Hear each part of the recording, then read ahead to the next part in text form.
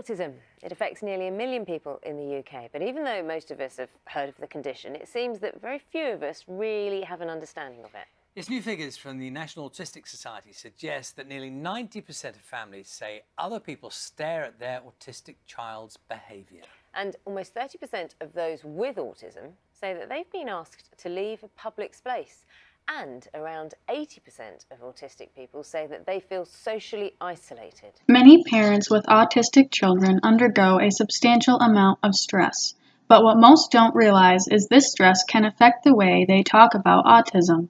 When these parents share their negative feelings, they are unknowingly deepening the stigma of autism. I can't do normal things that people my age do. It's tough on the whole family, basically. Changes your whole dynamics, psychological, emotional, physical, and financial. In every which way, it's just totally, there's a lot of adjustment to be made. Still now I catch myself saying when she's in college, and just things like that. So it's hard to envision anything positive, because what if it doesn't happen?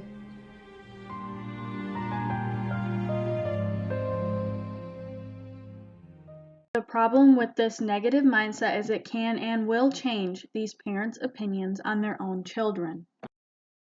When Gubik got diagnosed, he was pretty much a nightmare. He didn't sleep at night, he did not eat, he did not talk. I so hope I won't be changing diapers when he's 6 1/2. I have to stay home with him because I have to facilitate the therapist, going here, going there, the medication, the constant medical appointments. Parents who were going out for bagels together and are like, oh, do you want to come for a bagel? And I think, yes, in another life, I'd love to come for a bagel. But right now, I have to write down what he's doing so we can go home and work on that. And then I have to take the other two to therapy. So, no, I can't go for a bagel. They have no idea how easy it is compared to this. Autism does not just affect the individuals with the diagnosis. It has a profound impact on their families as well. Families are usually not prepared for the diagnosis of autism. When you have a child with autism, I think the rate for divorce is like 80%.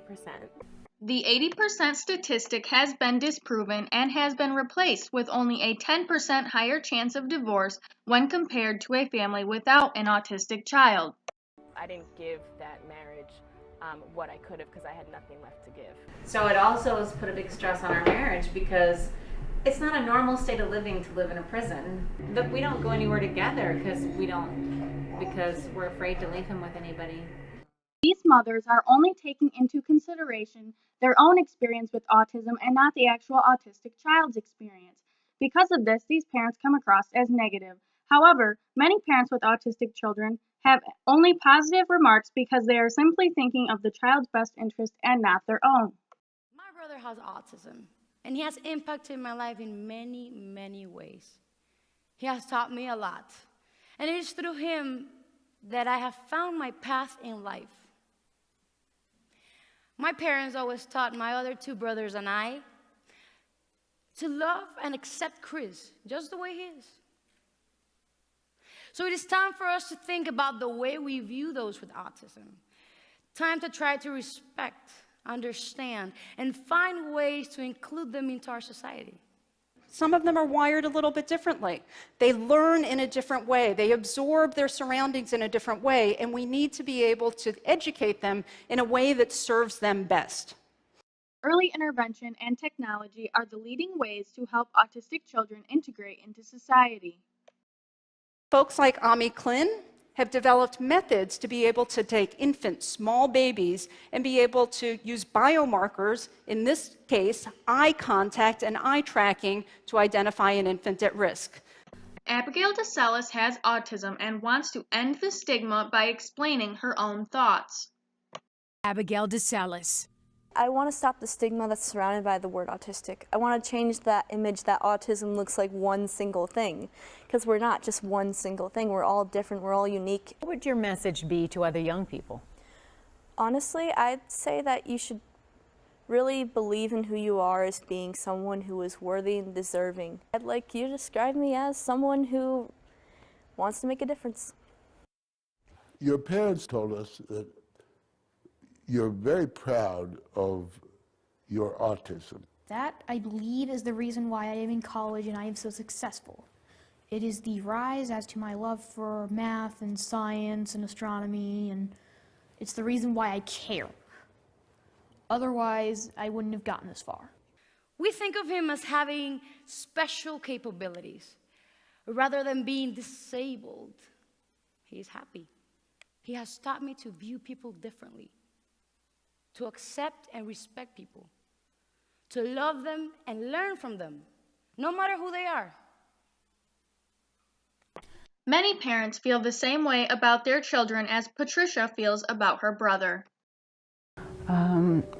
He just has a smile that lights up the world, and I just love him more than anything. He is so happy and so loving, and he doesn't complain, he doesn't hate for anything. And to have that is truly a blessing. Everything about Max is amazing. Autism awareness has been on the rise in recent years and will continue to rise, but if the autistic community is going to end the stigma, they must start with the ones closest to them, this being their family members. A decrease in the negative commentary from parents with autistic children will allow them to grow and thrive into society just the way they are. The only way to end the stigma is to work together as a community.